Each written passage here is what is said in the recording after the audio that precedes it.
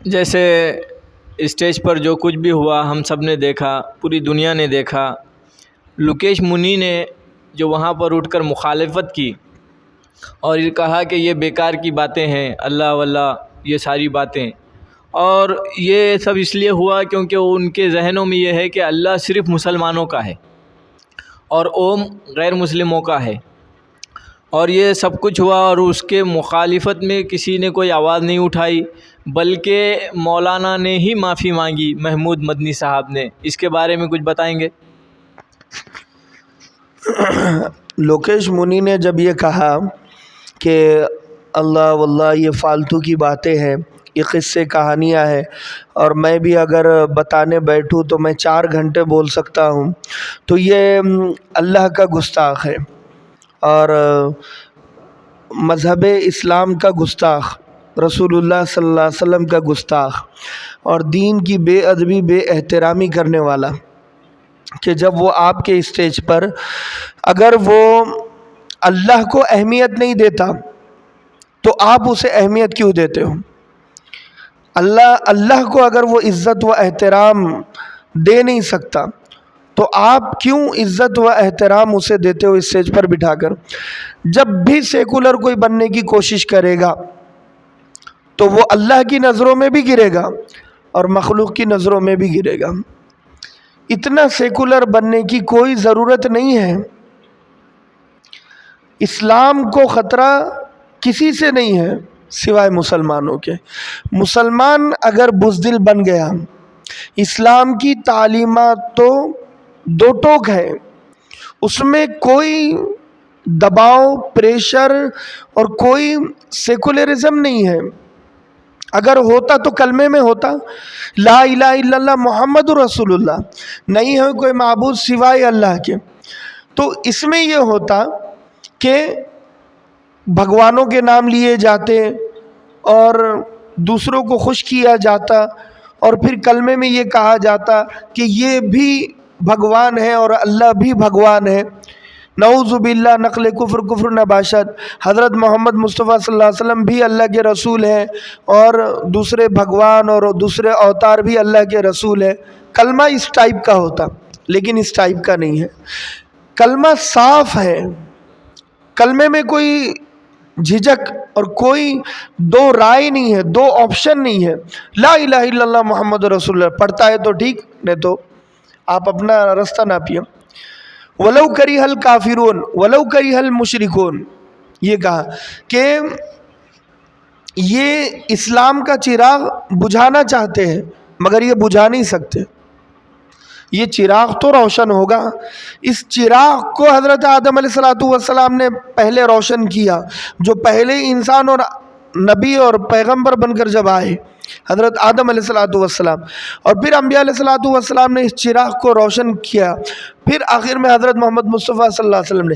یہ مذہب اسلام کا ایک چراغ ہے، اس چراغ کو کوئی بجھا نہیں سکتا کہ پھونکوں سے یہ چراغ بجھایا نہ جائے گا۔ اور لوکیش منی کو معافی مانگنی چاہیے تھی۔ اگر سوچئے اس مقام پر مولانا ارشد مدنی ان کے بھگوانوں کی بے عزتی کرتے، یا مولانا محمود مدنی اگر لوکیش منی کے بھگوان کو برا کہتے، یا لوکیش منی جس کو خدا کہتا ہے اس کو برا کہتے، تو پھر کیا ہو جاتا؟ پھر تو لوکیش منی کیس کر دیتا، پھر تو وہ پنڈت کیس کر دیتے۔ اور یہی ہمارے ساتھ ہوا کہ وہ اسٹیج پر اللہ کی گستاخی کی گئی، مذہب اسلام کی گستاخی کی گئی، مگر وہاں پر معافی مولانا کا مانگنا یہ غلط ہے، بلکہ معافی لوکیش منی نے مانگنی چاہیے تھی، اور لوکیش منی کو یہ سمجھانا چاہیے تھا کہ تمہاری اتنی اوقات نہیں ہے کہ تم اللہ کو کچھ کہو، اتنی حیثیت نہیں ہے کہ اللہ کو کچھ کہو، اللہ کے بارے میں تم جانتے کیا ہو؟